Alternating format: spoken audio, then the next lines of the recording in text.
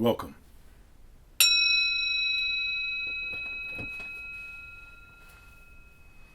Welcome to Touching the Edge. My name is Drake, and I'm so happy to be here with you today. I really enjoy hanging out with you because I know that you, like myself, want to be part of a broader community that focuses in the positive and finds a solution-based approach to living rather than an approach that just focuses on the most negative. Not by hiding from what's challenging in the world, but by having the courage to see all of what's happening, including the good. You know, to me, we did this series on happiness recently, and we want to keep working on having ways that connect us to a healthy mindset. And for me, Buddhism is one of those elements that has been very, very supportive. In the Lotus Sutra, which is a Buddhist text, the Buddha supposedly talked about 4 different areas that are of vital importance if we're going to lead a fulfilling life. Those areas are the areas of compassion, really stimulating compassion, kindness, living a life of kindness, joy, and really kind of breaking down what joy means and how we can approach joy and access joy, how joy can actually end up with us being more authentic and actually more effective in the world. And the very last one is positive indifference. That means a commitment to saying yes to life as long as you are here in this place. Finding a way to say yes and having the courage to look at the whole and being honest about the parts that are just really, really painful and difficult to deal with. So, coming all the way back to compassion, I want to suggest that we can do a practice that can help stimulate compassion. And we want to understand that compassion has to start right here.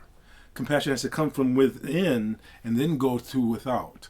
So we need to have compassion for how challenged we are in the circumstances that we're faced with.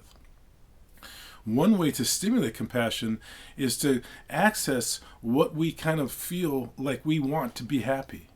And I'm not talking about from some elevated approach. I'm not saying, like, for instance, I want world peace to be happy. But to ask yourself what you feel like you need to be happy. There's a simple practice. All you have to do is access this simple formula. I could be happy if. I would be happy if. So, and we're not, again, talking from some elevated approach, but simply saying 4 different things that come to your mind when you say that you feel like this would make you happy. Sometimes, and I'm talking about really looking for a small-minded approach, because sometimes that's where we're at. So I could be happy if I eat this large sausage pizza. Sometimes I feel that. Sometimes I feel that I'll be happy if I consume more.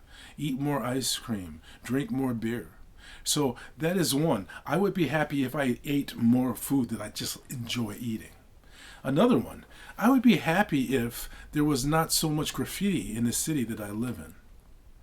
I would be happy if the people who I love would follow more of the suggestions I think that would be good for their lives. I would be happy if I saw less conflict in the world. So these are these questions of happiness. And now I want to turn them around. The great writer Byron Katie would often talk about that with her, what she calls the work. Turn it around. So if we turn it around with that statement, it's no longer I would be happy with, but I can be happy even if. So I can be happy even if I don't eat that pizza or eat, that ice cream. I can be happy even if there is graffiti in my area. I can still find ways to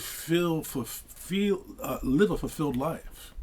I can be happy if there is conflict in the world. I can still find ways to give to the world in a way that creates joy and stimulates happiness for myself.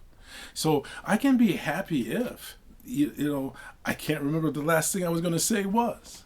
So I can be happy even though things don't go the way that I would like them to go. So ask yourself that question, and it's best to write it down. Write down that first statement, I would be happy if. And write down 4 basic areas. You know that on some level you don't need to be popular to be happy, but some part of you really does think that. I would be happy if I was more popular.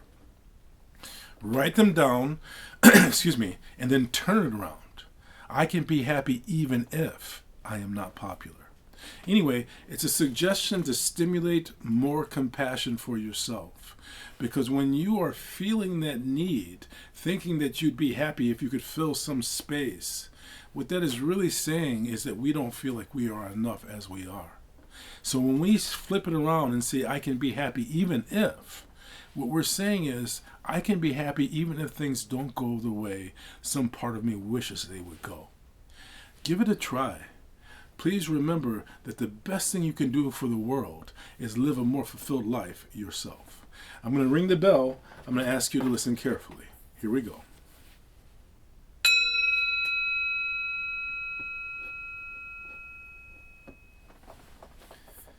A few more details before we leave. Remember, on the 1st, we're going to be starting a new video series, and I'm thinking it'll be about discovering purpose or uncovering purpose, but it could be about stepping up to procrastination. You know, I feel like both of these are areas that I could use some support in. What about you? What would you like to see this next series be about? Thank you so much for joining me.